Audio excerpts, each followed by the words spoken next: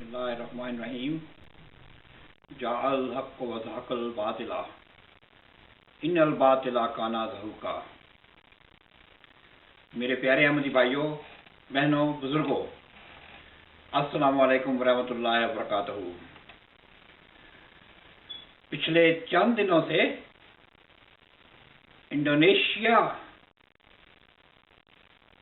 کے اخبارات میں یہ خبریں شائع ہو رہی ہیں کہ وہاں احمدیوں کے خلاف جو دوسرے مسلمان علماؤں نے حکومت وقت کو جو سفارشات پیش کی تھیں کہ چونکہ احمدی ختم نبوت پر ایمان نہیں رکھتے اور مرزا غلام احمد کو ایک نیا نبی سمجھتے ہیں، اس لیے اس جماعت کو غیر مسلم قرار دے کر بین کر دیا جائے۔ یہ واقعہ وہاں کے اٹارنی جنرل کے پاس پیش ہوا تو وہاں کے اٹارنی جنرل صاحب نے جماعت کے امیر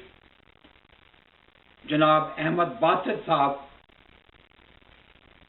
سے بات پرس کی کہ اپنے عقائد پیش کریں۔ چنانچہ جیسا کہ خبروں سے معلوم ہوتا ہے، جیسا کہ جکارتا پوسٹ یا انڈونیشیا میٹرز کہ احمد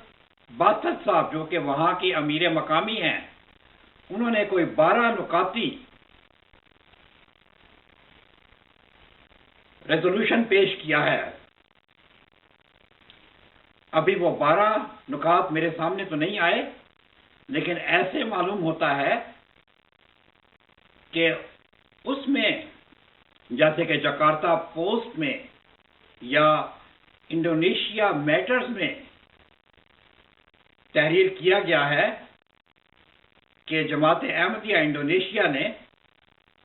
اپنے بنیادی عقائد سے انحراف کر لیا ہے، یعنی مسیح موعود کو وہ نبی نہیں بلکہ ایک عام ٹیچر کی حیثیت سے مانتے ہیں، ایک مرشد کی حیثیت سے مانتے ہیں۔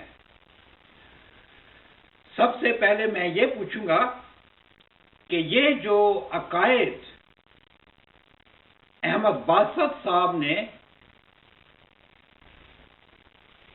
گورنمنٹ آف انڈونیشیا کو 12 نکات کی صورت میں پیش کیے، کیا ان کی منظوری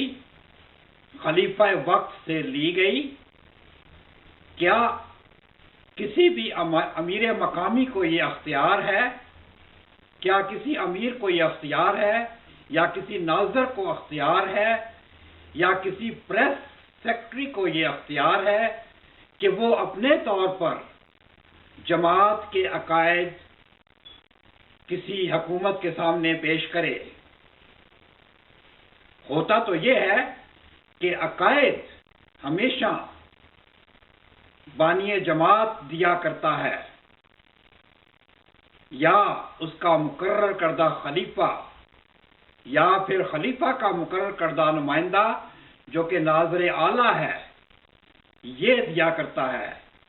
عقائد پیش کرنے کی ذمہ داری بانی جماعت کی ہوتی ہے یا خلیفۃ المسیح کی ہوتی ہے؟ میں سب سے پہلے یہ پوچھوں گا کہ کیا ان کے علاوہ جماعت احمدیہ نے امراء کو، مربیوں کو یا عہدیداران کو یہ اجازت دی ہے کہ وہ اپنے طور پر جماعت احمدیہ کے عقائد لوگوں کے سامنے بیان کر دیں اپنی ذمہ داری پر، یا معاملہ کچھ اور ہے؟ سب سے پہلے تو ہمیں یہ بتایا جائے کہ جو عقائد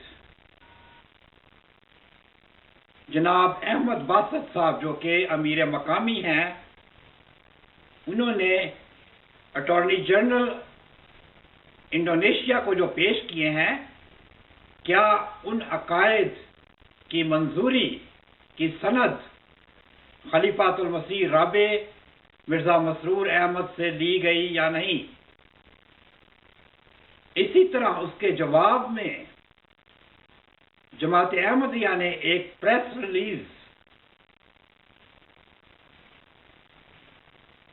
جو کہ پریس سیکرٹری جناب عابد احمد صاحب نے پیش کیا ہے، کیا اس کی سند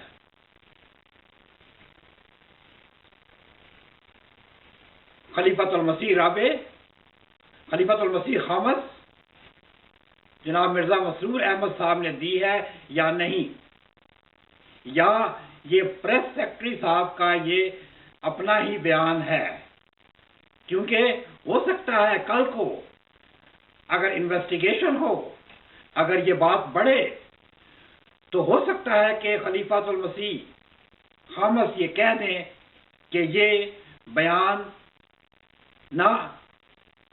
امیر مقامی احمد باسط نے یا پریس سیکرٹری عابد احمد صاحب نے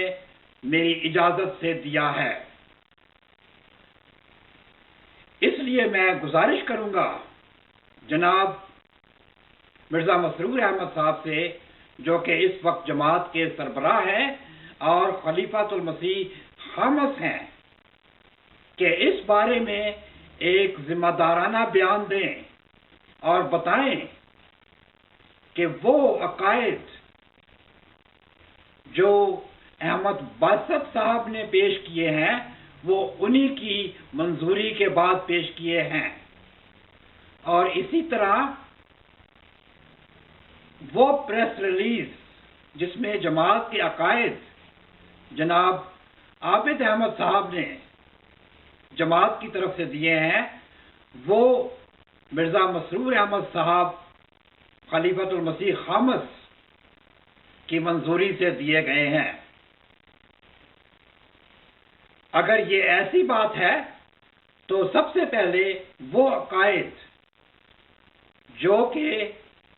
احمد باسط صاحب نے انڈونیشیا میں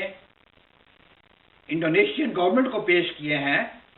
وہ پہلے منظر عام پر لائے جائیں،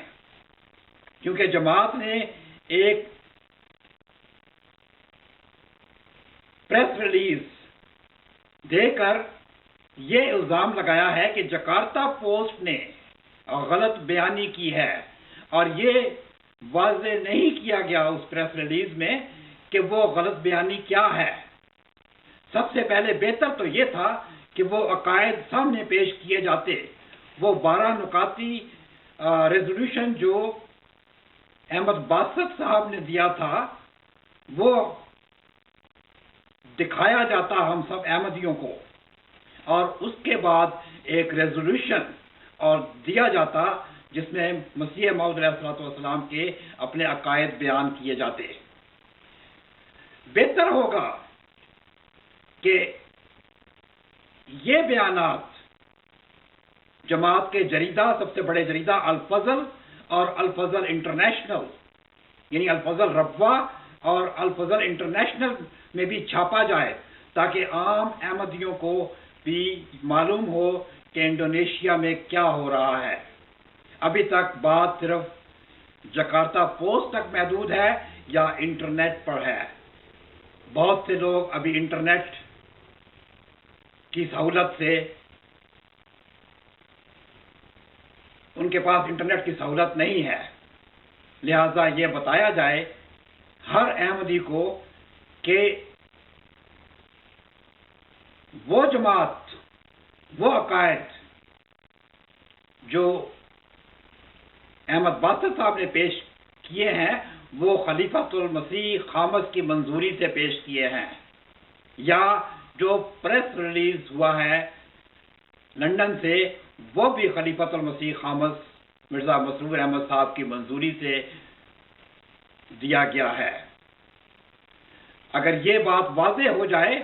تو انشاءاللہ آئندہ مزید اس پر کچھ روشنی ڈالی جا سکے گی۔ ہمیں مزید خبروں کا انتظار ہے۔ جوں جوں خبریں ملتی گئیں ہم آپ کو آگاہ کرتے رہیں گے۔ اب اجازت چاہتا ہوں، والسلام۔